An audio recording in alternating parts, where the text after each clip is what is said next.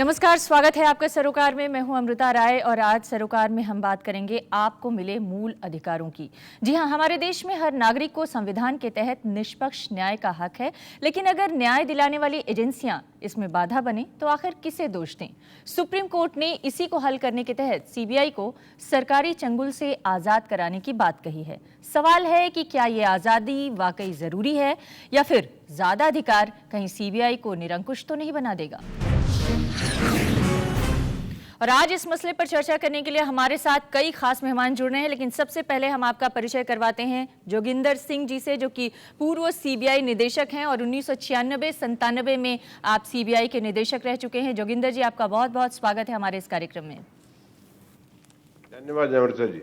जी, हमारे साथ हैं हरदयाल सिंह जी, जो कि पूर्व अवर सचिव रह चुके हैं सीवीसी में। बहुत बहुत स्वागत है हरदयाल जी आपका। हमारे साथ हैं मोहन गुरुस्वामी, जो कि ऑब्जर्वर रिसर्च के फेलो हैं। मोहन, आपका भी बहुत स्वागत है। इसके अलावा हमारे साथ हैं उषा रामनाथन, जो कि कानून शोधार्थी हैं और मानवाधिकार कार्यकर्ता भी हैं। बहुत स्वागत है आपका उषा जी। और हमारे साथ हैं इंडियन एक्सप्रेस के वरिष्ठ सहायक संपादक मनीष छिब्बर। मनीष, आपका भी स्वागत है। इस चर्चा को आगे बढ़ाएं उससे पहले एक खास रिपोर्ट। विवाद ताजा और चेहरे नए हैं, मगर मुद्दा पुराना है। सर्वोच्च न्यायालय केंद्र सरकार से जानना चाहता है कि सीबीआई की स्वतंत्रता के सवाल पर उसका इरादा क्या है। उसकी इच्छा है कि 10 जुलाई को जब कोयला आवंटन विवाद की अगली सुनवाई होगी, तब तक सरकार देश की प्रमुख जांच एजेंसी को बाहरी दखल से मुक्त करने का कानून बना दे। 8 मई को कोर्ट ने सीबीआई को पिंजरे में कैद तोता बताया, जो अपने आकाओं की सिखाई बात बोलता है। कोर्ट ने आदेश दिया है कि अब आगे से सीबीआई के अफसर जो इन्वेस्टिगेशन कर रहे हैं वो किसी भी बाहर के आदमी को रिपोर्ट नहीं दिखाएंगे, किसी मंत्री को नहीं दिखाएंगे, किसी सरकारी अफसर को नहीं दिखाएंगे और सरकारी वकीलों को भी नहीं दिखाएंगे। यहां तक कि डायरेक्टर ऑफ प्रोसिक्यूशन, जो कानून मंत्रालय का सीबीआई के दफ्तर में बैठता है, उसको भी स्टेटस रिपोर्ट नहीं दिखाई जाएगी। फिर कोर्ट की खंडपीठ ने कहा, अगली सुनवाई से पहले ऐसा कानून बन जाता है तो हमें खुशी होगी।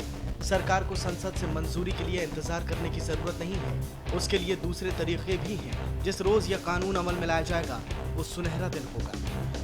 यानी सुप्रीम कोर्ट ने इशारा कर दिया कि सीबीआई की स्वतंत्रता को अब किसी बहाने टाला नहीं जाना चाहिए। जरूरी हो तो अध्यादेश का सहारा लिया जाए। 1 मई को अदालत ने कहा था कि सबसे पहले हमें सीबीआई को बाहरी दखल से मुक्त करना है, ताकि जांच पर बुरी छाया ना पड़े। तो क्या अब सचमुच सीबीआई सरकारी शिकंजे से आजाद हो जाएगी? क्या अब सरकार के हाथ बंध गए हैं? सवाल अहम है, क्योंकि ये पहला मौका नहीं है जब सुप्रीम कोर्ट ने सीबीआई को मुक्त कराने की पहल की है। दिसंबर 1997 में जैन हवाला मामले में कोर्ट ने व्यापक दिशा निर्देश दिए, लेकिन सिंगल डायरेक्टिव से संबंधित उसके खास निर्देश को संसद ने निष्प्रभावी कर दिया। सितंबर 2006 में प्रकाश सिंह बनाम भारत सरकार मामले में सुप्रीम कोर्ट ने पुलिस सुधारों के लिए व्यापक दिशा निर्देश दिए। उन पर अमल नहीं हुआ। कई हलकों से तो ऐसा निर्देश देने के कोर्ट के अधिकार क्षेत्र पर ही सवाल खड़े कर दिए गए। तो अगर फिर सरकार ने न सुनी तो अदालत क्या करेगी? क्या कार्यपालिका और विधायिका उसके निर्देश मानने को बाध्य हैं? मुद्दा पेचीदा और गंभीर है। सवाल और भी है, एक आजाद सीबीआई किसके प्रति जवाबदेह होगी? बिना सरकार के जरिए संसदीय जवाबदेही का आखिर क्या तरीका होगा? तो चर्चा की शुरुआत सबसे पहले जोगिंदर सिंह जी आपसे करना चाहूंगी, क्योंकि आप सीबीआई के डायरेक्टर रहे हैं और ये पूरी चर्चा उसी के केंद्र में घूमती हुई आज हम करेंगे। क्या वाकई सीबीआई को आजाद करने का वक्त आ गया है? क्या जो सुप्रीम कोर्ट ने कहा कि पिंजरे में बंद तोते को आजाद कर देना चाहिए, क्या आप तोते के गाने के लिए उसे आजाद कर देना चाहिए? क्या इसकी जरूरत है? देखिए सर, मैं पहले इसका बैकग्राउंड बताऊंगा। जो 1861 पुलिस एक्ट जो बना था, अंग्रेजों ने बनाया था, तो उसी बेसिस पे एसपीई एक्ट ही बना, जिसके ऊपर सीबीआई जैसी चीज कानून में नहीं है। इसका लीगल नाम है स्पेशल पुलिस एस्टेब्लिशमेंट। जब 1860 ब्रिटिश का पुलिस कमीशन ने रिपोर्ट दिया था, तो उन्होंने रिकमेंड किया था कि ये पुलिस इंडिपेंडेंट होनी चाहिए, लाइक जुडिशरी। तो लॉर्ड मैकाले कुछ समय के लिए एक्टिंग गवर्नर जनरल बन गए थे इंडिया के। तो उन्होंने कहा था, मूर्खों, हम तो राज करने आए, अगर पुलिस ही हमारे नीचे नहीं होगी तो हमारी बात कौन सुनेगा? तो उसी बेसिस पे सारे देश में, सारी स्टेट्स में, क्योंकि सारे अंग्रेज थे, ये पुलिस को उसका विंग रखा गया। और जब एसपी एक्ट बना उसी पैटर्न पे 1943 में जो वार परचेज के लिए किया गया था वही बना। और जब 49 में जब इसका नाम बदला गया, सिर्फ नाम बदला गया, और अभी सेक्शन 4 के मुताबिक सुपरिटेंडेंस, गवर्नेंस एंड डायरेक्शन जो है इसके ऊपर सरकार का है। जब सीवीसी एक्ट बना, लागू हुआ 2004 में, तो उन्होंने करप्शन केसेस की सुपरविजन दे दी सीवीसी को, बाकी का वो रखा। यानी इन अदर वर्ड्स जो है ये सीबीआई एक विंग है सरकार का, और इसका मैं प्रूफ देता हूं कि कैसे इसका इस्तेमाल किया गया है, क्यों आजाद करने की जरूरत है। अभी भी आपने सुना नहीं, मेरा सवाल ये है जोगिंदर सिंह जी कि सरकार का विंग तो है, ये तो सभी जानते हैं और मानते हैं। सवाल ये है कि क्या इसे ऑटोनॉमी देने का वक्त आ गया है, या फिर सीबीआई के अंदर ऑटोनॉमी है, इसे और ज्यादा सुदृढ़ करने की जरूरत है? ऑटोनॉमी तो है ही नहीं। देखिए, अगर आपने कौन सा वकील रखना है सरकार के पास चाहिए, कितनी फीस देनी है सरकार के पास चाहिए, जॉइंट सेक्रेटरी एंड अबव को इंक्वायरी शुरू करनी, केस नहीं करना सरकार के पास चाहिए, सैंक्शन लेने के लिए 197 फिर सरकार के पास चाहिए।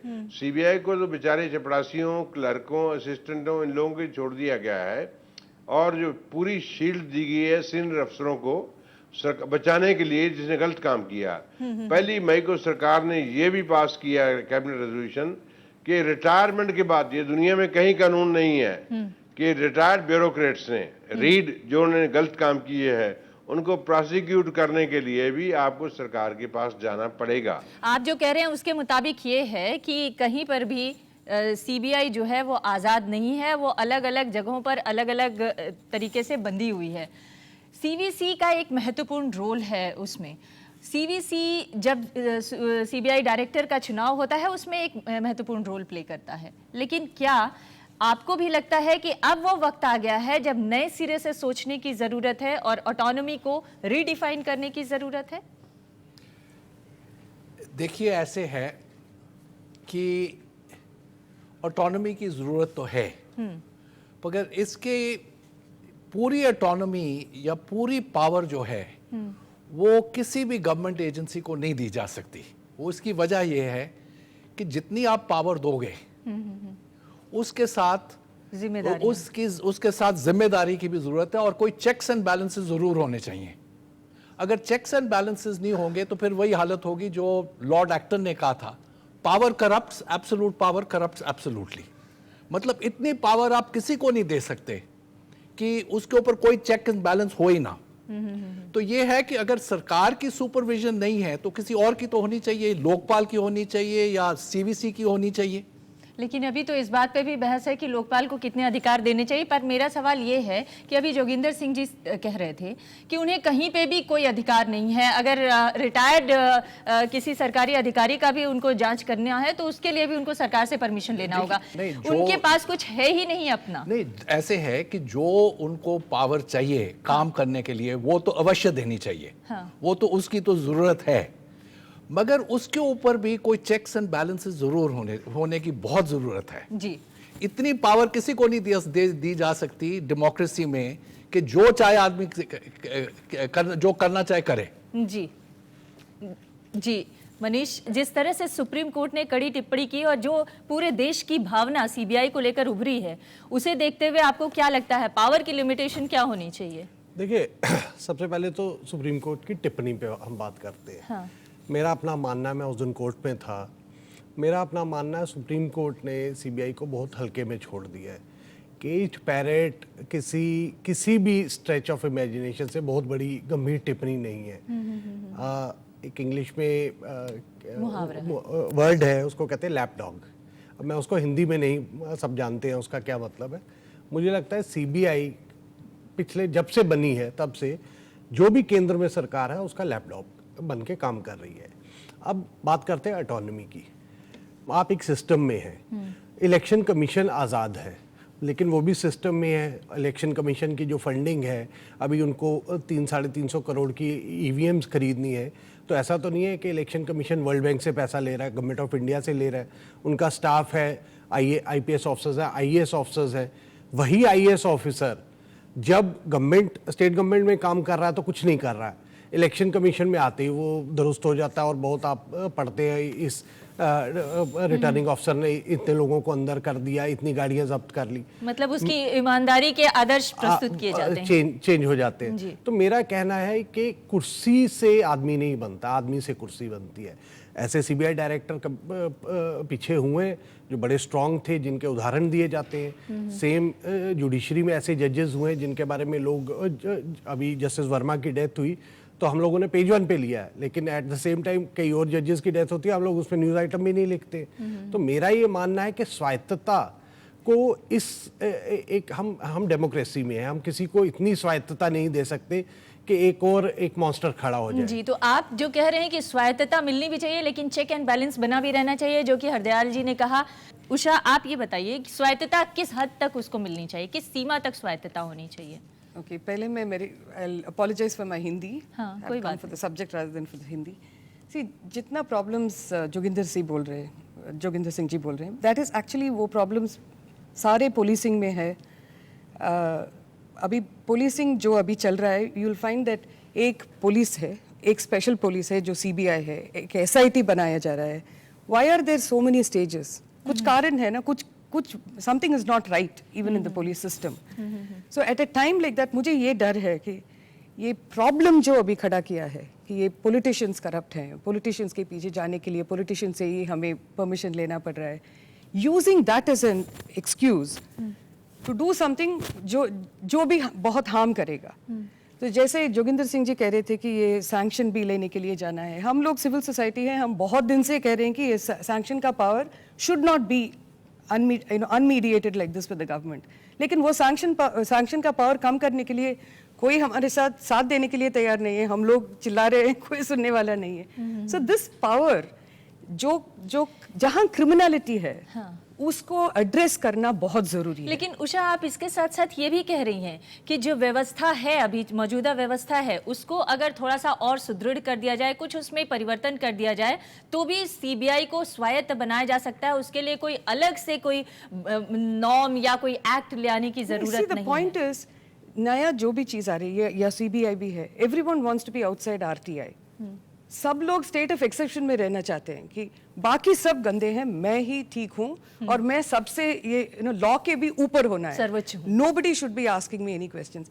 ये वाला चीज इज एब्सोल्युटली अनएक्सेप्टेबल। इनफैक्ट जब लोग कहते हैं कि पुलिस रिफॉर्म्स, हम लोग कहते हैं कि ये पुलिस अकाउंटेबिलिटी का मामला है। It's not just about police reforms I mean of course police वालों को जो मिलना है वो मिलना है, उनको अच्छी तरह से देखभाल करना है, but going on and on saying political influence say get us out of it and insulate us, that insulation is a very dangerous thing. जी, आप जो कह रही हैं जोगिंदर सिंह उसका जवाब देना चाहते हैं। जोगिंदर सिंह जी, समस्याएं हैं, ये सभी मानते हैं, लेकिन समस्याओं के निदान के लिए क्या आपको एक मॉन्स्टर संस्था बना देनी चाहिए सीबीआई को, जिस तरह की डिमांड हो रही है, या फिर जिम्मेदारियों के साथ उसे आजादी मिलनी जरूरी है?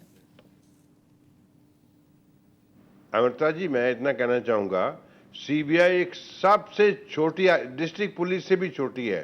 इसकी ऑफिशियल स्ट्रेंथ जो है 6600 के करीब है जी। 30% वैकेंसी है, 52 से 5300 तक है।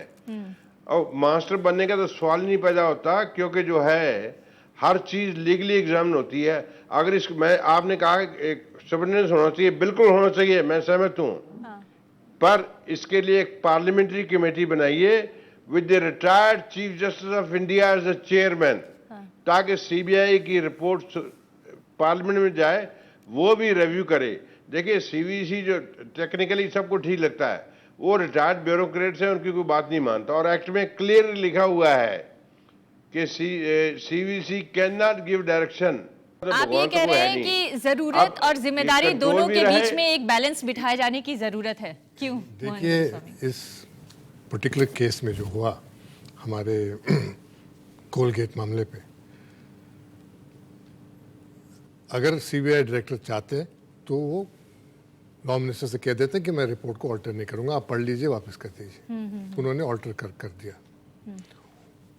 लॉ मिनिस्टर के अधिकार नहीं होती, सीबीआई डायरेक्टर कह सकता था कि आप नहीं कर सकते इसको। ये सवाल यही है कि सीबीआई को क्या ये अधिकार है कि वो मना कर सके लॉ बिल्कुल मना कर मिनिस्टर को सकते कि हैं, हम बिल्कुल नहीं कोई ऑर्डर ऑफिसर करेंगे? रिकॉर्ड पे बोलिए कि ऑर्डर रिकॉर्ड पे दीजिए। अगर कोई, हम भी सरकार में थे, अगर मंत्री कुछ कहता है कि बोलते कि हम लिख के दे, अगर वो पूछते तो ये मामला नहीं उठता था। अगर कितना भी इसको इंडिपेंडेंट कर दीजिए, अगर ये लोग जो वही प्रोसेस से जो आते हैं, अगर उनको आप ये पोजीशन दे देते ट्रांसफर हैं, हुई तब सुप्रीम कोर्ट को कहना पड़ा कि आर्ट डायरेक्टर का ट्रेनर 2 साल का होगा। ये कहने के लिए आसान है, प्रैक्टिस करने के लिए मैंने जो किया हुआ है ना, मैंने देखा हुआ है चीजों के जी लिए। जी तो अगर आप डायरेक्टर को 2 साल का टेन्योर दे देंगे तो दूसरे ऑफिसर्स आते रहेंगे, एसपीज आ रहे हैं, आईपीएस के, डीआईजीज आएंगे, आईजीज आएंगे, वो अपने अपने स्टेट कार्डर को चीफ मिनिस्टर को रिपोर्ट करते हैं, उनके इन्फ्लुएंस पे रहते हैं लोग। तो इनको कब इंडिपेंडेंट जैसा जिस तरह ये सोच रहे हैं कभी हो ही नहीं सकता, क्योंकि वही सिस्टम से निकल रहे हैं। कि मेरा ये मानना है कि आप सीबीआई स्पेशलाइज्ड एजेंसी, आप इसको चोरी का केस तो इन्वेस्टिगेट करना नहीं है, इसीलिए स्ट्रेंथ इतनी है। रहेगी सीबीआई डायरेक्टर की पावर क्या है।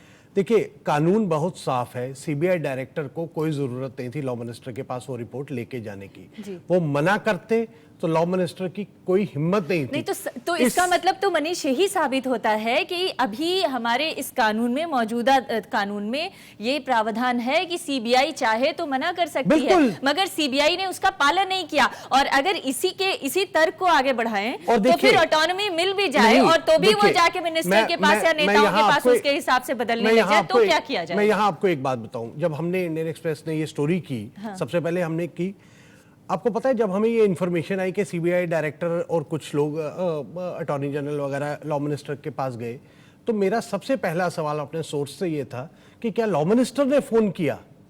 आपको पता है, ये फोन जो गया है सीबीआई डायरेक्टर को, ये लॉ मिनिस्टर का नहीं गया है, लॉ मिनिस्टर के सेक्रेटरी, जो कि आईएएस अफसर भी नहीं है, जो कि मेरे को 4 साल हो गए लॉ मिनिस्ट्री कवर करते, मेरे को ये भी नहीं पता उनका कार्डर क्या है।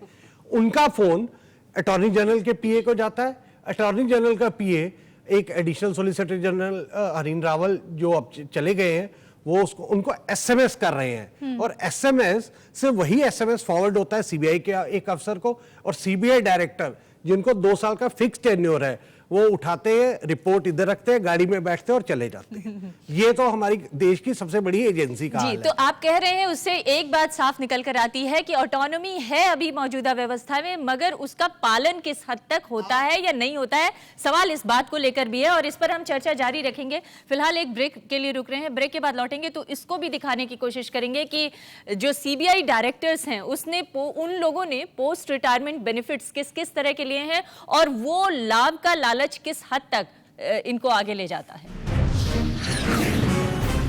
तो पोस्ट रिटायरमेंट लाभ का लालच किस तरह से सीबीआई डायरेक्टर्स को प्रभावित करता रहा है, मजबूर करता रहा है अपने पॉलिटिकल हेड्स की बात मानने के लिए, इसका एक उदाहरण हम आपको दिखाते हैं कुछ ग्राफिक्स के जरिए। हमारे पास कुछ आंकड़े हैं जो हम आपको दिखाना चाहेंगे। सेवानिवृत्ति के बाद जो लाभ मिले हैं पूर्व सीबीआई निदेशकों को, एपी सिंह जो कि अब से जस्ट पहले हुआ करते थे सीबीआई के निदेशक, उनकी नियुक्ति फरवरी 2013 में यूपीएससी के मेंबर के तौर पर हुई। अश्विनी कुमार जो कि नागालैंड के राज्यपाल का पद हासिल किए, और पीसी शर्मा जो कि मानवाधिकार आयोग के सदस्य बने। ये सब यूपीए के कार्यकाल के दौरान की बात है। लेकिन इससे पहले भी सरकारों ने सीबीआई निदेशकों को लाभ के पद दिए हैं, चाहे वो एपी मुखर्जी को मिजोरम का राज्यपाल बनाने का मुद्दा हो, चाहे एनडीए के शासनकाल में तमाम सीबीआई निदेशकों को फायदे देने की बात हो। 7 सीबीआई निदेशकों को गवर्नर बनाया गया। हालांकि यूपीए शासन के दौरान 8 लोगों को गवर्नर का पद दिया गया है। और अगर हाल के 3 पूर्व सीबीआई निदेशकों की बात करें तो उन्हें भी कहीं ना कहीं पर पोस्टिंग दी गई है। सवाल ये है कि आखिर क्या ये मजबूरी है सीबीआई निदेशकों की कि 2 साल के बाद उनका क्या होगा, और इस वजह से वो अपने पॉलिटिकल हेड्स की बात मानने के लिए मजबूर हो जाते हैं, या फिर कोई एटीट्यूडल प्रॉब्लम है? मेरा विचार तो ये है कि ये बहुत एटीट्यूडनल प्रॉब्लम है। उसकी वजह ये है कि आप पूरी ऑटोनॉमी दे भी दें, जैसे अब पब्लिक सेक्टर अंडरटेकिंग्स हैं, ये बिल्कुल ऑटोनॉमस हैं, पर फिर भी ये सारा वक्त वो ऑटोनॉमी एक्सरसाइज नहीं करती ये ऑर्गेनाइजेशंस, सरकार के पास जाती हैं, हर एक डिसीजन सरकार को रेफर होती है। तो इसका इलाज सिर्फ एक है कि कहीं ना कहीं हमें ज्यादा प्रोफेशनल एटीट्यूड्स इनकलकेट करने की जरूरत है। उसका मैं आपको इसका उदाहरण देता हूं कि देखिए, अंग्रेजी में एक कहावत है कि any organisation is only as good as its men and its processes. तो इसमें यह है कि सबसे ज्यादा ये है कि इनको, जो लोग पुलिस में जाते हैं शुरू से ही, चाहे सीबीआई ज्वाइन करें या ना करें, उनको ये सिखाने की जरूरत है कि आपकी जो इन्वेस्टिगेटिव फंक्शन है उसमें आप बिल्कुल इंडिपेंडेंट हो। एक तो आप ये कह रहे हैं कि जो पूरा देश का पुलिस महकमा है उसको सुधारने की जरूरत है, लेकिन क्या आपको नहीं लगता है, जैसा अभी मोहन गुरुस्वामी कह रहे थे, कि पुलिस के बजाय सीबीआई को अपने काडर्स अलग से भर्ती करने चाहिए और फिर उन्हें सुधारने की कोशिश? देखिए, आदमी तो वही होंगे ना, उसमें क्या फर्क पड़ेगा जी। जब तक आप जो एटीट्यूड है, जो माइंडसेट है, उसको चेंज नहीं करते।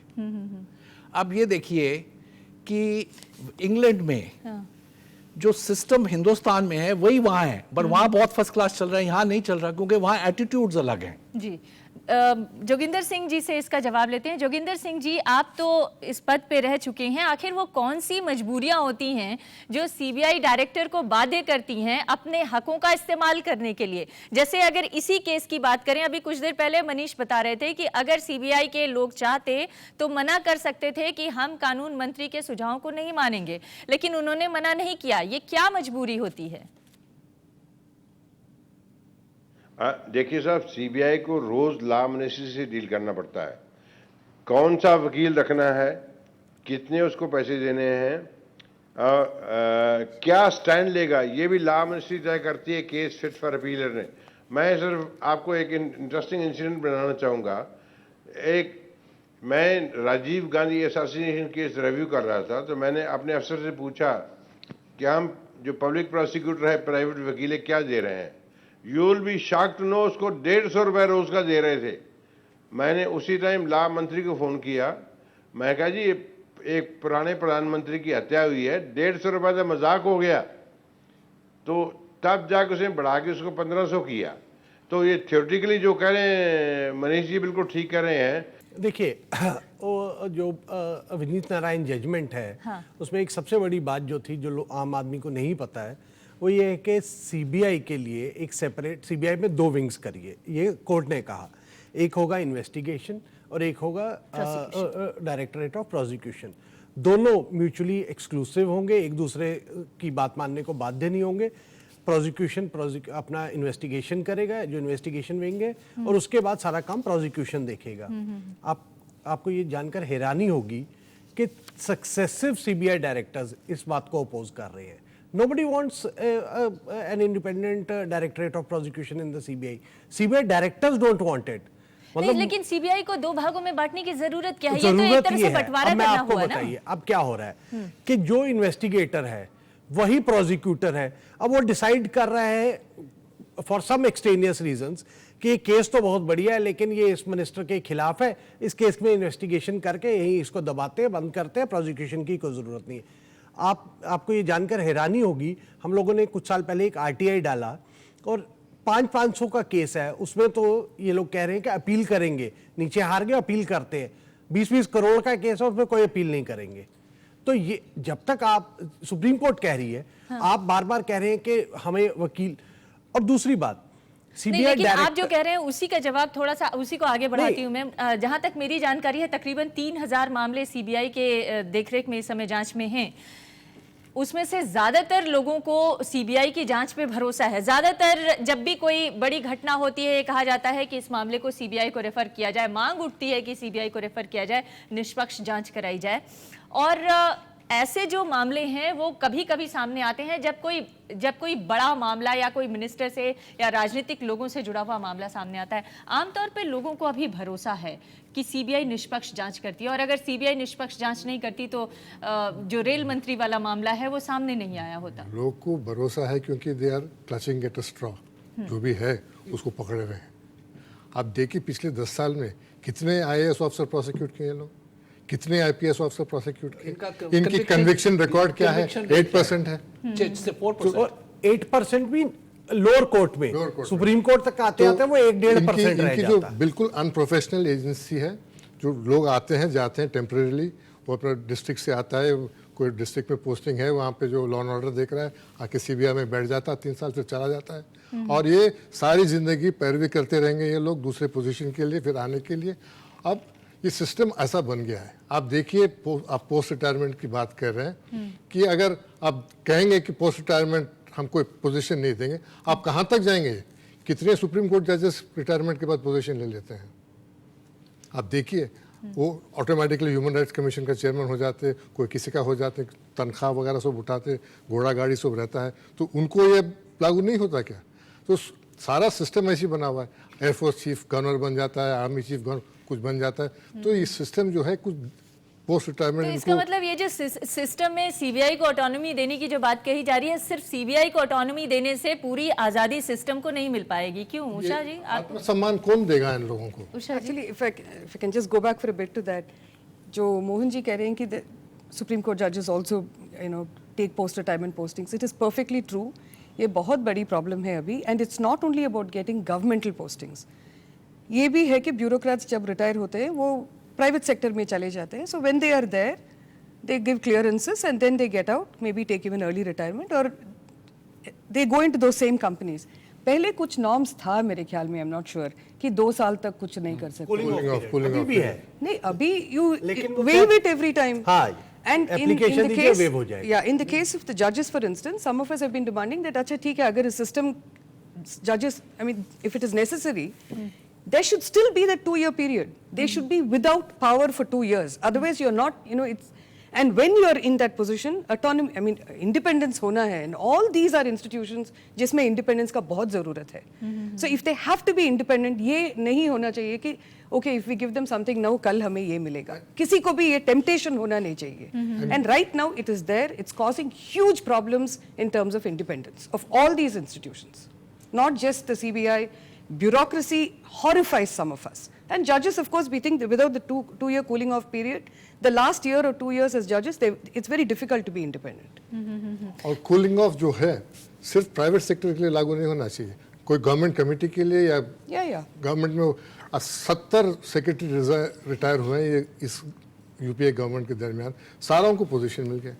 कोई सीवीसी हो गया, कोई स्टेट में इंफॉर्मेशन कमीशन हो गया, कोई सारों को पोजीशन मिले, कोई कमेटी में बैठ जाता है, तो कोई दिल्ली से जाता नहीं. आप हाउसिंग डायरेक्टरेट से पूछिए, कोई सेक्रेटरी लेवल का घर आपको खाली नहीं मिलेगा, क्योंकि सब वहीं बैठे हुए हैं. तो cooling of even for government position, governor बनना है तो 2 साल बाहर रहिए, उसके बाद आप बनिए. लेकिन केवल इसका मतलब ये है कि केवल सीबीआई में ही नहीं, दूसरे महकमों में बिल्कुल, भी बिल्कुल। सिस्टम को सुधारने और इंडिपेंडेंट बनाने की जरूरत है. बने रहिएगा हमारे साथ, एक ब्रेक के लिए रुकेंगे और ब्रेक के बाद लौटेंगे तो इस चर्चा को जारी रखेंगे.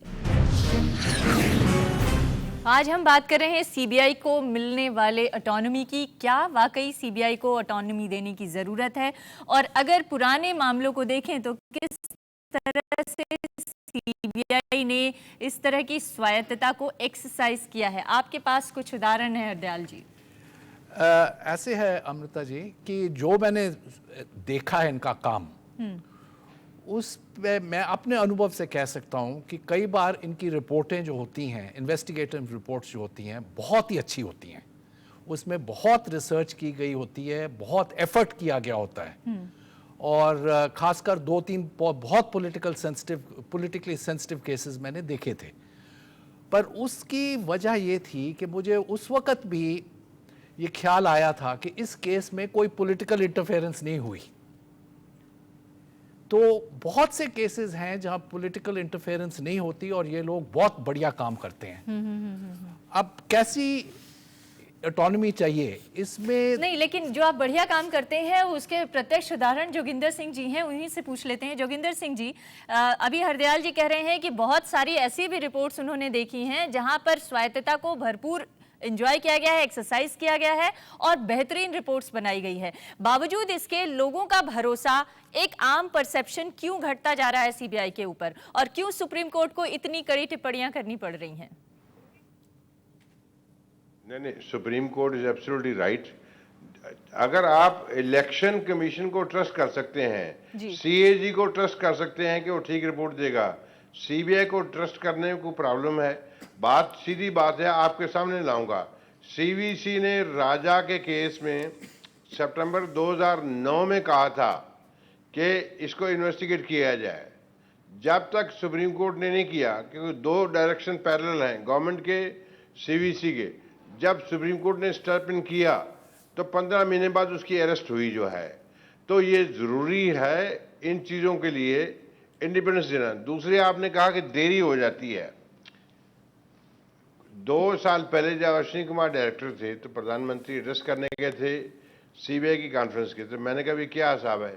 कहते जी आज 27 साल पुराना केस का फैसला आज हुआ है। सिर्फ सीबीआई बाई इटसेल्फ देश का इलाज नहीं है, क्रिमिनल जस्टिस सिस्टम को ठीक करना इलाज है। 3 करोड़ 32 लाख केसेस पेंडिंग है। और मैं कोट करूंगा जस्टिस एपी शाह को, जो दिल्ली हाईकोर्ट के चीफ जस्टिस थे। जब 2008 की रिपोर्ट रिलीज की, उन्होंने कहा उनको 465 साल लगेंगे with the present man power dispose of करने के लिए केसेस के लिए। तो ये पैकेज है, टोटल क्रिमिनल जस्टिस सिस्टम को इम्प्रूव करने का पैकेज है। जब तक गवर्नमेंट नहीं करेगी, जो गवर्नमेंट ही बीमार है, गवर्नमेंट ही डॉक्टर है। अगर करना चाहे तो कल हो सकता है, पर जुडिशरी के ऊपर, क्रिमिनल जस्टिस सिस्टम के ऊपर कोई एक पैसा नहीं खर्च करना चाहता। इससे किसी को वोट नहीं मिलेंगे जी। सीधी बात यह है, ना ही लोगों को राइट्स देने से वोट मिलेंगे। इसलिए गवर्नमेंट का टोटल इंडिफरेंस है। सुप्रीम कोर्ट का स्टैंड ठीक रहा है। देखिए, कोई भी सीबीआई डायरेक्टर किसी के खिलाफ एलिगेशन नहीं है कि उसने किसी से पैसा लिया है, कुछ किया है जी।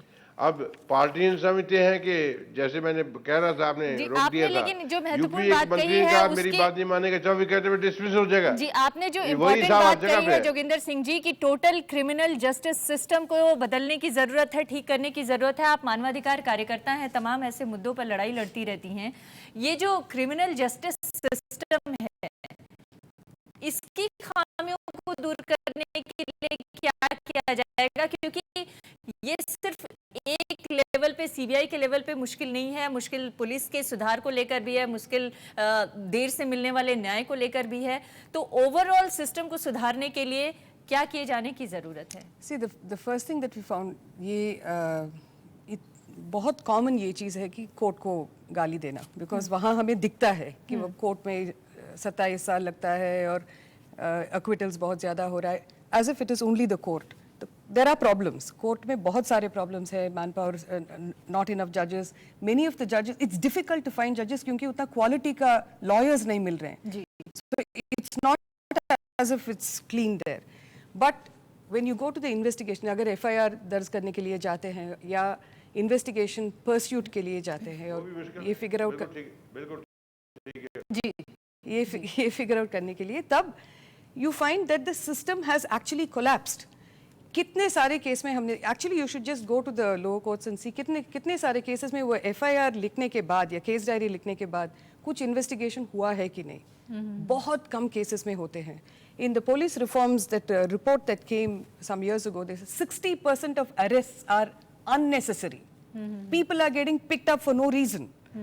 तो ये जरूरत तो ये है कि सबसे पहले जो इन्वेस्टिगेटिव एजेंसी है उसे ठीक किया जाए। नहीं, दो चीज है। पहली चीज ये है कि criminal law should not be used, criminal justice system should not be used to control populations, to control people. It is not a blackmailing technique, it is not a control technique, it is about criminal law. Even वो consciousness भी हमें अभी तक आया नहीं. So the system works, like criminal law is to be used for various other things. That's why when they talked about CBI autonomy, किसी ने यहाँ आने से पहले मेरे से कहा कि ये सेंट्रल ब्लैकमेलिंग इंस्टीट्यूशन नहीं होना चाहिए, ऐसे दोनों, they are not that bad, but the fear is there that you give them that kind of power, क्योंकि ये criminal justice system, criminal law को गलत इस्तेमाल करना बहुत, it's become a lot by the state and state institutions. I'm not talking about individuals. लेकिन सिर्फ CBI को ये इस तरह के ब्लेम करने के से पहले इस बात को भी सोचना चाहिए कि पुलिस का इस्तेमाल किस किस तरीके से होता है, खास तौर से राज्यों में। जो अरेस्ट के पावर्स हैं, अब जो जोगेंद्र सिंह जी ने राजा के बारे में जिक्र किया, अब उसको पकड़ के 16 महीने डाल दिया अपन ने। बेल के अधिकार नहीं है क्या, उसको राइट्स नहीं है क्या? और ये अरेस्ट किए सो इसी को भी पनिशमेंट मानते हैं। ये पनिशमेंट जो है बिफोर जस्टिस हो जाता है। कोई देश में दुनिया में इवन मर्डर केस में उसको बेल मिलता है। क्यों? ताकि जब आपको आप श्योर हैं कि वो एविडेंस को टेम्पर नहीं करेगा तो उसको छोड़ देंगे। यहाँ पे इन्होंने अरेस्ट, प्री जजमेंट अरेस्ट ही इन्होंने पनिशमेंट कर दिया है।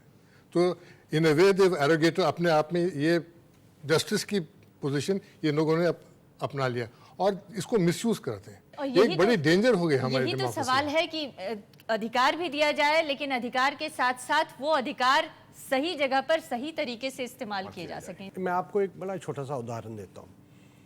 सुप्रीम कोर्ट की जजमेंट्स हैं, जो सेटल्ड लॉ है, वो कहता है कि हर केस में, चाहे वो स्टेट पुलिस में हो या सीबीआई जैसी किसी एजेंसी के पास हो, the final word in investigation is the investigating officer. CBI जो मैनुअल है वो इन्वेस्टिगेटिंग ऑफिसर एक एसपी को मानता है। आरुषि केस में क्या होता है, जो आरुषि डबल मर्डर केस था, उसमें एसपी साहब कह रहे हैं, कोर्ट में स्टेटमेंट दिया उन्होंने कि मैं तो चाहता था केस बने और माता पिता और बाकी एक्यूज के खिलाफ बने, मेरे सीनियर्स ने मना कर दिया। जब कानून कह रहा है कि SP will be the last word, तो सीनियर्स कैसे मना कर रहे हैं? ये एक सिस्टमेटिक फेलियर है। तो अगर मुझे लगता है, अगर मैं जज रहता, मतलब I am not trying to influence the judiciary, तो judiciary should ask this question कि किस हैसियत से, किस सीनियर्स ने मना किया, सीनियर्स ने क्यों मना किया, क्या रीजन था। कोर्ट ने तो, सुप्रीम कोर्ट ने यहां तक कहा है कि जो इन्वेस्टिगेशन हो रही है वो आप किसी को नहीं दिखाएंगे, अटॉर्नी जनरल भी नहीं उसमें कुछ कर सकते। अगर कोई लीगल इशू है, अगर आपको लगता है कोई लीगल पॉइंट है, आप उनकी सलाह ले सकते हैं। यहाँ आप देख रहे हैं केस आफ्टर केस ये भागे जा रहे हैं, कभी एक वकील को दिखा रहे हैं, दूसरे वकील को दिखा रहे हैं, चेंजेस हो रहे हैं। आईएएस अफसर प्राइम मिनिस्टर ऑफिस में बैठे हैं और कोल मिनिस्ट्री में बैठे हैं, 2 जॉइंट सेक्रेटरीज कोलगेट रिपोर्ट में चेंज कर रहे हैं। लेकिन मैं उसमें ना एक छोटी सी बात ये कहना चाहूंगा कि सीबीआई इस देश की सबसे प्रीमियर इन्वेस्टिगेटिंग एजेंसी है। उनको कम से कम ये शील्ड लेने की मुझे नहीं लगता जरूरत है। जब आपके पास टूल ही नहीं रहेगी सरकार, तो क्या करेंगे? डेपुटेशन सरकार लेती है, स्टेट से, सेंटर से, वकील सरकार रखती है, जजेस का नंबर सरकार ने बढ़ाना है। और ये सीबीआई का अपना सिस्टम है, आईओ का वर्ड फाइनल नहीं है, पब्लिक प्रोसिक्यूटर देखता है, एसपी देखता है, depending on the level, DIG का लीगल एडवाइजर देखता है, डीआईजी देखता है। वो थाने का सिस्टम नहीं है कि जो एसएसओ ने कह दिया फाइनल हो गया, चार्जशीट कर दो या छोड़ दो। ये एक आईओ का कह देना जी मैं तो चार्जशीट करना चाहता, ये कोर्ट की रिपोर्ट में था। उसी केस में हमारे पास ये एविडेंस है, घर में 2 आदमी थे, 2 मारे गए, शक उन पे है, पर हमारे पास एविडेंस नहीं है। अब कोर्ट की मर्जी है, चाहे इसको बंद करे, चाहे और इन्वेस्टिगेट करे या चार्जशीट करे, वो कोर्ट का आदेश था। अब कुछ जादू का डंडा तो है नहीं सीबीआई के पास कि डंडा घुमाया और एविडेंस आ गई। आपको हर चीज विटनेस के थ्रू प्रूव करनी पड़ती है। पुलिस ऑफिसर के सामने तो कोई कन्फेशन एडमिसिबल ही नहीं है, उसकी वैल्यू कोई नहीं है। मर्डर भी करके आ जाए तो ये इसका कोई वैल्यू नहीं है। ये एक्सपेक्ट करना मिरेकल्स में जो अंग्रेजों ने जी, कानून तो फेंक सीबीआई दिए को हैं, जिन लोगों फॉलो के करते जरिए हैं, अपनी जांच यही को हो आगे जाए। बढ़ाना होता है, वो पुलिस महकमा है जो स्टेट्स के तहत काम करते हैं। उनके अंदर भी सुधार और ईमानदारी की उतनी ही जरूरत है जितनी की सीबीआई को है। ये चर्चा जारी रहेगी, एक ब्रेक के लिए रुकिए। तो आज हम बात कर रहे हैं सीबीआई की स्वायत्तता की। क्या फियर एंड फेवर के जरिए सीबीआई को कंट्रोल करने की कोशिश की जाती रही है अलग अलग तरीकों से, अलग अलग वक्त पे? इस पर हम चर्चा कर रहे हैं। हमारे साथ कई खास मेहमान तो हैं ही, तमाम यहाँ पर छात्र छात्राएं भी मौजूद हैं। आप कुछ सवाल करना चाहते हैं? बेसिकली सीबीआई में यूपीएससी डेपुटेशन बेसिस पे लोग आते हैं, तो मैं ये जानना चाहता हूँ कि क्या जब इंडक्शन होता है, इनफैक्ट जब एग्जाम्स होते हैं, तभी के तभी हम सिलेबस में ये चेंज क्यों नहीं लाते कि इंसान की मोरल जो स्टैंडर्ड है उसको भी चेक कर सके थोड़ा बहुत? Why only the questions that are there in, I mean, books, historics, है ना, social वगैरह वगैरह, ये चेक करते हैं सिर्फ? हम ये चेक क्यों नहीं करते कि बच्चे की जो इंसान अपीयर हो रहा है, कैंडिडेट जो है। आप ये कह रहे हैं कि जब यूपीएससी का इंटरव्यू हो तो उस दौरान मोरल स्टैंडर्ड भी बच्चे का चेक करना चाहिए। बहुत अच्छा प्रश्न पूछा आपने और मैं बहुत अप्रिशिएट करता हूँ। पर दिक्कत ये है कि जो एकेडमिक स्टैंडर्ड होता है वो तो आदमी मेजर कर सकता है। एग्जाम होता है, क्वेश्चन पेपर होता है, उसको आंसर को आप इवैल्यूएट कर सकते हो। एटीट्यूड्स को जज करना बहुत मुश्किल काम है। कई बार आपने भी देखा होगा अपने घरों में, कई बार आप अपने किसी के साथ दोस्ती करते हो, 5 साल के बाद पता लगता है यार ये तो आदमी ठीक ही नहीं था। जी, तो इसका मतलब ये है कि ये इसको जो जज करना बड़ा मुश्किल है। जो मोरल स्टैंडर्ड चेक करने की बात है, ये इतना आसान नहीं। अगला सवाल पूछिए। जो अधिकार आपको अभी मिले हैं उसके तहत तो आप कानून मंत्री से बात कर सकते थे, वो आपने किया नहीं। ऊपर से आप अधिक अधिकार की मांग कर रहे हैं। हमें विश्वास दिलाइए कि आगे आप ऐसे काम उससे अच्छा कर पाएंगे। नहीं, बताइए कौन से अधिकार कौन से मिले हैं। अब जो सुप्रीम कोर्ट ने कहा है we want to give the judgment, 10 जुलाई को गवर्नमेंट रिपोर्ट देगी फाइनली जो है, ये एग्जैक्टली वही पोजीशन है जो कि 1861 एक्ट में थी। कोई अधिकार नहीं मिले। जी, आपको ये अधिकार तो है ना, आप कानून मंत्री से डायरेक्टली बात कर सकते हैं, इनफैक्ट उन्हें मना भी कर सकते हैं। तो ये तो आपने किया नहीं, उसके बाद आप अधिक अधिकार की मांग क्यों कर रहे हैं? नहीं, ऐसा है कि ये जो है मैंने आपने सुना नहीं ध्यान से, सेक्शन 4 के मुताबिक सुपरिटेंडेंस कंट्रोल डायरेक्शन सरकार का होता है और वो लॉ मंत्री भी सरकार का है और सीबीआई तो उसका एक अटूट अंग है। सारे लॉ अफसर जो हैं ये लॉ मिनिस्ट्री से आते हैं, वो अपना फ्यूचर वहाँ देखते हैं, सीबीआई नहीं देखते, डेपुटेशन पे है। तो ये जब इनको इंडिपेंडेंस मिल जाएगी तो फिर तो किसी की परवाह करने की जरूरत नहीं है। जब सीएजी जैसा स्टेटस मिल जाएगा, इलेक्शन कमीशन जाएगा, फिर देखिएगा कैसे होता है इसका जो है। जी। तो ये तो अभी रिपोर्ट मांगी है सुप्रीम कोर्ट ने 10 जुलाई तक कि आप क्या करने जा रहे हैं। आपको सारी समस्याओं का हल ये दिख रहा है कि सीबीआई को ऑटोनॉमी दे दी जाए और ये सुप्रीम कोर्ट में जब रिपोर्ट दाखिल करेगी सरकार, तब सभी की निगाहें रहेंगी कि आखिर क्या करती है। लेकिन आप अपना सवाल पूछिए। जी, मेरा सवाल ये है कि अभी हम लोग चर्चा कर रहे हैं बहुत देर से कि सीबीआई के पास अपने अधिकार होते हैं, लेकिन सरकार के दबाव से वो कर नहीं पाती है। क्या सरकार पहले कोई लिखित रूप में इनसे एग्रीमेंट साइन करा लेती है कि आप अब इस पद पे रहकर मेरे ही बात मान के काम करेंगे? ऐसा कुछ होता है क्या? इसका जवाब तो जोगिंदर सिंह जी ही दे ऐसा नहीं होता कुछ। देखिए ऐसा मैं ऐसा है, मैंने आपने शायद सुना नहीं ध्यान से, मैंने कहा था सीबीआई को सिर्फ असिस्टेंटों, क्लर्कों, पीएन्स के लिए छोड़ दिया गया है। बड़े अफसरों के लिए सरकार के पास जाना पड़ता है, जॉइंट सेक्रेटरी नबव के लिए, कि इंक्वायरी शुरू करने के लिए। जब केस खत्म हो जाए तो सैंक्शन के लिए दोबारा जाना पड़ता है। जी, 10-10 साल लग जाते थे सुप्रीम कोर्ट में ना, जब तक सुप्रीम कोर्ट ने पिछले वर्ष नहीं कहा कि 2 महीने में आप सैंक्शन देंगे या नहीं देंगे जो है। बैठे रहते थे उनके ऊपर, लेटर्स के ऊपर। और ये जो है एक नहीं, सारी सरकारों का एक ही बराबर रहा एटीट्यूड। जी, जोगिंदर सिंह जी, ऐसे ही 450 के करीब रिटायर्ड अफसर है। जी, अगला सवाल भी ले लेते हैं क्योंकि यहाँ पर जो जनता है वो बहुत बेचैन हो रही है सवाल पूछने के लिए। मैं ये पूछना चाह रहा हूँ कि 1963 में जब ये स्पेशल पुलिस से सीबीआई का जो स्टेटस में जब ये रिफॉर्म हुआ था, सुना था कि एफबीआई जो है federal bureau of investigation, American one of the prestigious and efficient investigation agency in the world का बहुत सारा जो है उसका जो स्ट्रैटेजी कॉपी करके सीबीआई को बनाया था। लेकिन एफबीआई जो है अमेरिका में इतना एफिशिएंटली काम कर रहे हैं, फिर भी इंडिया में जो है सीबीआई हर बार जो है फेलियर, हर बार नहीं, most probably it is one of the inefficient agency. So why this in India and why it is best in America? देखिए, जब CBI Delhi police special establishment act के तहत सीबीआई को लाया गया तो ऑब्वियसली एफबीआई और यूके की 1-2 एजेंसीज और पूरे दुनिया से आपने मॉडल्स लिए, बेस्ट मॉडल्स, उसमें से थोड़ा थोड़ा लिया। एफबीआई के भी अपने कई इश्यूज हैं जहाँ पे एफबीआई फेल हुई है, बड़ी बड़े इश्यूज हुए हैं। ऐसा नहीं है कि एफबीआई इज़ द मॉडल, लेकिन हमारे यहाँ हम लोगों की एक प्रवृत्ति है कि कोई भी सरकारी संस्था है, जो भी सरकार रहेगी वो उसको अपने घर का समझ के उसको इस्तेमाल करती है। अनफॉर्चुनेटली यहाँ जो हमारे अफसर हैं, जो सीबीआई में डायरेक्टर्स हैं या सीनियर अफसर हैं, स्टेट पुलिस में हैं, उनको शुरू से ही एक मास्टर सर्वेंट का रिलेशनशिप में रहना सिखाया गया है।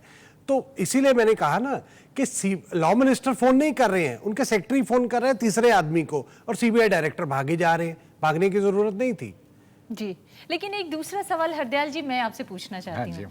जो पॉलिटिशियंस हैं, जो संसद में बैठे हुए एमपीज हैं, वो तो जनता के प्रति जवाबदेह हैं, उनको तो 5 साल बाद फिर से चुनाव में जाना होता है, तो उनकी तो फिर भी रिस्पॉन्सिबिलिटी बनती है। अगर सीबीआई जैसी संस्थाओं को स्वायत्त बना दिया जाए और भरपूर अधिकार दे दिया जाए तो कहीं वो निरंकुश तो नहीं हो जाएगी, कहीं वो अपनी मनमर्जी तो नहीं चलाने लग जाएगी, क्योंकि पुलिस महकमे को निचले स्तर पर लोगों ने काम करते हुए देखा है। ऐसे है कि इसका डेंजर है और डेंजर बहुत ज़बरदस्त है। इसलिए मैं ये कहूँगा कि अगर आपने ऑटोनॉमी देनी है तो मैं जोगिंदर सिंह जी के साथ बिल्कुल सहमत हूँ कि पहले तो आपको ट्रस्ट करना पड़ेगा, वो तो ज़रूरी है, उसके बिना तो आप आगे बढ़ ही नहीं सकते। बट ट्रस्ट करने के बाद आपको 3 चीज़ें और करनी पड़ेंगी। एक तो अकाउंटेबिलिटी ज़रूर होनी चाहिए डिलेज के लिए, कि आपने इन्वेस्टिगेशन शुरू की है, अब ख़त्म कब कर रहे हो, ठीक है। अब ये नहीं कि इन्वेस्टिगेशन सालों साल चलता जाए, सालों साल चलेगा तो कोर्ट कहेगा कि भाई इसको जब आप चार्जशीट लाओगे तो उसके वो नेचुरल जस्टिस पे ही चार्जशीट कोलैप्स कर जाएगी। जी। तीसरी बात यह है कि इनके प्रोसीजर्स में भी ट्रांसपेरेंसी होनी चाहिए। अब आप किसी को अरेस्ट करते हो या किसी के अगेंस्ट कार्रवाई शुरू करते हो तो उसके भी कुछ हक हैं, वो भी मानने पड़ेंगे। तो उसमें ट्रांसपेरेंसी की बहुत ज़बरदस्त ज़रूरत है, आरटीआई को लाने की बहुत ज़बरदस्त ज़रूरत है। 5वीं चीज़ ये है कि there should be a will at every level कि इसको हमने इस सक्सेसफुल सफल बनाना है, उसके बिना कुछ नहीं होगा। जब केंद्र सरकार से समर्थन वापसी की बात आती है उनके सहयोगी पार्टियों की, जैसे करुणानिधि आज समर्थन वापस लेते हैं, अगले दिन स्टालिन के घर सीबीआई का छापा पड़ता है, सीबीआई पहुंच जाती है। वैसा ही हाल होता है मुलायम का, मुलायम समर्थन खींचने की बात करते हैं और उसके बाद उनको सीबीआई की धमकियां मिलने लगती है, तो उसके बाद वो अपना रुख नरम कर लेते हैं। तो ऐसा नहीं है कि सरकार के दबाव में सीबीआई काम कर रही है। देखिए, मैं अगर इसका जवाब दे सकूं, मैंने शुरू में ये कहा कि जो प्रॉब्लम है वो सीबीआई में नहीं है, प्रॉब्लम सीबीआई के अफसरों में है। कानून ने उनको बहुत बचा के अधिकार दिए हैं, बहुत स्वायत्तता दी है, ऑटोनॉमी, उससे ज़्यादा मेरे ख्याल से, इससे ज़्यादा आप देख लीजिएगा। आप कह रहे हैं हमें अफसर अपनी मर्जी से चुनने दीजिए। 3 साल पहले एक प्रपोजल डीओपीटी की तरफ से आया कि हम इनको ये देते हैं, किसी वजह से वो पूरा नहीं हुआ। मुझे लगता है इस बार वो हो जाएगा। जी, ये जो सुप्रीम कोर्ट में जो हलफनामा दायर करना है उसमें ये बात कहेंगे ये कि ठीक है आप इन्हें अफसर भी, लेकिन ऑफिसर कौन है? वही ऑफिसर है ना जो अभी स्टेट में नहीं नौकरी मिल रही है, अब सीबीआई में आ जाएंगे। जो प्रॉब्लम है वो हम लोगों में है। मुझे लगता है कि आप अगर ऑफिसर जो सबसे ऊपर बैठा है, सीबीआई डायरेक्टर है, अगर वो स्ट्रांग है, शेषन जैसे आदमी ने आके इलेक्शन कमीशन का नज़रिया बदल दिया, आप लोग उसको कैसे देखते हैं? मिस्टर कुरैशी थे पिछले इलेक्शन, सीईसी दबा के काम किया। और ऑफिसर, हम कैग का एग्जांपल देते हैं, कैग का पूरा स्टाफ गवर्नमेंट से आ रहा है, ठीक है। वही अफसर है जब स्टेट में जाता है कुछ नहीं करता, वही अफसर है कैग में आके राजा बना है। तो मेरा ये मानना है कि सब कुछ जो power flows from the top. CBI director अगर स्ट्रांग है तो उनके अफसर भी स्ट्रांग रहेंगे। अगर सीबीआई डायरेक्टर ही भागे भागे लॉ मिनिस्ट्री के पास और बाकी मंत्रियों के पास जाते रहेंगे तो आप जिसको मर्जी सीबीआई में ले आइए, कुछ होने वाला। संस्थाओं में कोई कमी नहीं है, संस्थाओं को चलाने वाले लोगों को अपनी तरफ से अधिकार का उपयोग करना पड़ेगा और मजबूत इच्छा शक्ति दिखानी होगी। मैडम, आई वाज जब जोगिंदर सिंह बात कर रहे थे, मैं सोच रही थी कि करप्शन के बारे में बोल रहे थे, जैसे करप्शन सब जगह में है लेकिन सीबीआई में नहीं आ सकता है। In fact that is half the problem for us. No, नहीं है, सीबीआई में भी है। गलत बात होगी, मैं कहूंगी मैं ये कहूँगी नहीं है। हर साल आप स्वीकार कर रहे हैं कि सीबीआई में करप्शन है, तो सीबीआई के करप्शन को कौन दूर करेगा? बिल्कुल, सीबीआई के करप्शन को कौन दूर करेगा? और सीबीआई को स्वायत्त संस्था बना दिया जाएगा तो और भी ज्यादा मुश्किल हो जाएगा उसके लिए तो सवाल उठाना और जांच करना। नहीं, देखिए ये देवता लोग तो नहीं है, ये आदमी हिंदुस्तानी है और जहाँ है वही आएंगे। मैं नहीं कहता कि ये देवता। अब उनकी प्रोसिक्यूशन सीबीआई कर रही है जी। उनके जो है एक स्पेशल यूनिट है सीबीआई के जिसका काम ही है अफसरों पे निगाह रखना। आपके पास कोई आंकड़ा है, कोई संख्या है कि कितने करप्ट लोग हैं सीबीआई के अंदर? मैं देता हूं, मैं नहीं, देखिए ऐसा है, I can give you this thing, चूंकि ये क्वेश्चन सडनली आ गया है। हर साल 3-4 इंस्पेक्टर, पिछले साल तो 2 एसपी पकड़े गए, एक डीआईजी पकड़ा गया जी, और एक डीआईजी को ये कश्मीर टेररिस्ट से पैसा लेने के लिए भी प्रोसिक्यूशन चल रही है, वो तो नहीं कर सकते। अब जो आदमी पकड़ा गया उसको तो छोड़ते नहीं है जी। तो कुल जी आप कुछ कहना चाहते हैं? 4 लोग, 6600 सैंक्शन स्ट्रेंथ है सीबीआई की, उसमें 4 लोग करप्ट है, बाकी सब ऑनेस्ट है, फिर भी सीबीआई कुछ नहीं कर पा रही है जी। नहीं, मैं ये कहना चाहूँगा कि देखिए जो जोगिंदर सिंह जी का इस बात पे मेरा ख्याल वो सुजेशन है कि सीबीआई के इंटरनल सिस्टम्स जो हैं, चेक्स एंड बैलेंसेस हैं, उनको स्ट्रेंथन करना है जी। और शुरू से लोगों को ये एटीट्यूड सिखानी है कि आपको फेयर, ऑब्जेक्टिव, यूनिफॉर्म और कंसिस्टेंट होना पड़ेगा। ये नहीं कि मैंने इनको देखा तो मैं कुछ और फाइंडिंग दे देता हूँ, इनको देखा तो मैं कुछ और फाइंडिंग देता हूँ, ये नहीं। हर एक केस में फेयर होना है, ऑब्जेक्टिव होना है। जी, मोहन गुरुस्वामी।